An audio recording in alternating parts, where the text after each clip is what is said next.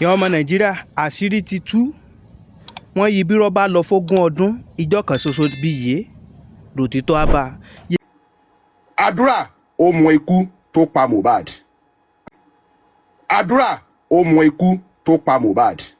and it need to come out now. ẹ gbà mí o, Yomi Fabiyi ni o, Yomi Fabiyi wọ́n ti gbọ́ ọmọ mi lọ o, mi ìmọ̀ mi tó gbọ́ ọmọ mi lọ o,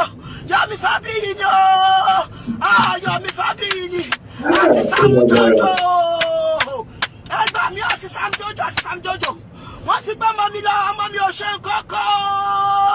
ẹ̀yin ọmọ Nàìjíríà wọn gbọ́dọ̀ náà ọmọ mi wọn gbọ́dọ̀ fọwọ́ kọ́ o,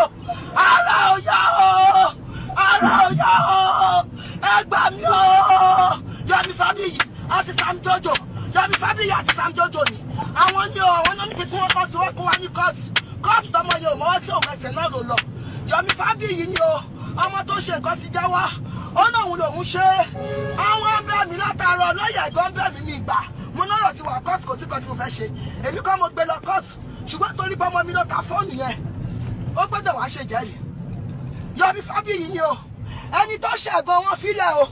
lọ́yà àgọ́ báyìí wọ́n filẹ̀ o, lọ́yà àgọ́ ló tún wá àwọn tó tún bẹ̀rẹ̀ bá mi gbé lọ́yà tí Yomi Fabiyi gbé tó gbà fún Dàmọ́lá yẹ òní jèrè ìwọ ló kọ́ mi sí tàbí ọmọ ọjọ́ mẹ́jọ báyìí o, Dàmọ́lá orí Mohbad máa dá fún ẹ o, okú Mohbad máa dá fún ẹ, Dàmọ́lá ọ̀run máa yọ ẹlẹ́nu ayé máa yọ ẹlẹ́nu wọ ti yẹ ẹ ìyá ẹ wà bí tó sùn sí ìyá ẹ wà tó ti gbádùn. ẹ gbà mí o, ọmọ Nàìjíríà Yomi Fabiyi ni, Yomi Fabiyi ni o, wọn náà máa ṣeré mi ò mọ o, gbogbo ẹ̀yà sísè ẹ gbà mí o, gbogbo ẹ̀yà bí amọ̀ tẹ́ ń ṣiṣẹ́ ẹ gbà mí o, gbogbo ẹ̀yà sísè Yorùbá ẹ gbà mí o, Yomi Fabiyi ni o, Yomi Fabiyi ni o, ó ti ní ká wá gbọ́mọ mi o, mi ò mọ. now ẹ̀yin èèyàn ẹ ti rí ariwo tí ìyá Mohbad tó ń pa bọ́ nǹkan kankan ń jọ ìwé lójú tí mo dẹ̀ rò pé kò sí big deal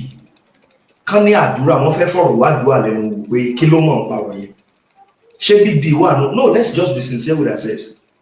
kò sí big deal bẹ́ẹ̀ náà wọ́n ní olódodo máa láyà bíi kìnìún àdúrà is not a baby táwọn ọlọ́pàá wọn lọ pàdúrà ní gbígbé tán gbé lọ yìí wọ́n fẹ́ lọ bí níbèrè ni kí ló mọ̀ ń pa ẹ̀ kó sọ̀rọ̀ wọn lóun ló pa but it's unfortunate ẹ wo ariwo tí ìyá Mohbad wá ń pa ń sìn àwọn ariwo unnecessary ẹ bá rí pé àbúrò ìyá Mohbad kan náà wà tó jẹ́ pé òun náà ń sọ ọ̀rọ̀ dáadáa tẹ́lẹ̀ pé a gbọ́dọ̀ mọ̀ tó ṣẹlẹ̀ sí Mohbad bó ń gbà tó yá ẹ máa rí pé gbogbo wọn change bìrì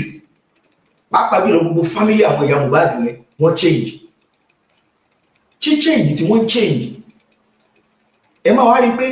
wọ́n ń protect àdúrà automatically something is going on tí ò hàn sáwà tó bá sọ pàdúrà lẹ́jọ́ jẹ́ pé kó wá sọ ohun tó bá mọ̀ ìyẹn òun ṣe káàmì yẹn ò mí ìbọn fẹ́ lọ pa náà lọ pa ó kàn sọ̀rọ̀ ni náà kí ló ṣẹlẹ̀ lédè wọ́n ní wọ́n lọ ilé ẹjọ́ níkẹjà àdúrà ó mọ ikú pa Mohbad tàdúrà bá mọ ikú pa Mohbad látijọ́ tí wọ́n ti ń wá judges for Mohbad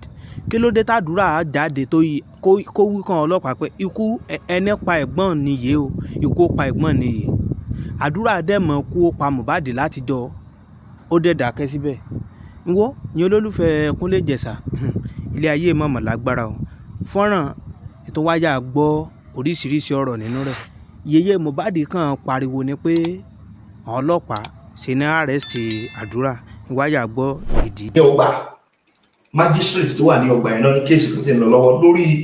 3 seconds fọ́nrán tí Mr. Yomi ni wọ́n fẹ́ fi gba owó lọ́wọ́ nǹkan ní kò mú 3 million tó wọ́n bá fẹ́ kọ́ rí lè full video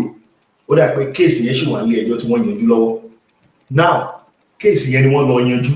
ó dà pé after tí wọ́n parí kéèsì yẹn tán lébi tí wọ́n jáde kúrò ní court ni àwọn ọlọ́pàá wá dé ni wọ́n arrest àdúrà ni ìyá Mohbad fi ń pariwo pé Yomi Fabiyi ló wà ní ẹ̀ tí wọ́n fi ń lọ pàdúrà wọn lọ